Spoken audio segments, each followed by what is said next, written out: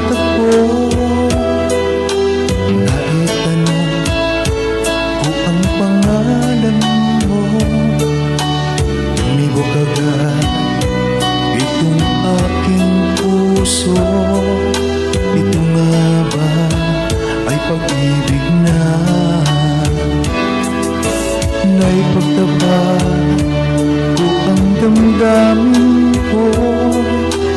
Hinintay ko ang iyong kasagutan.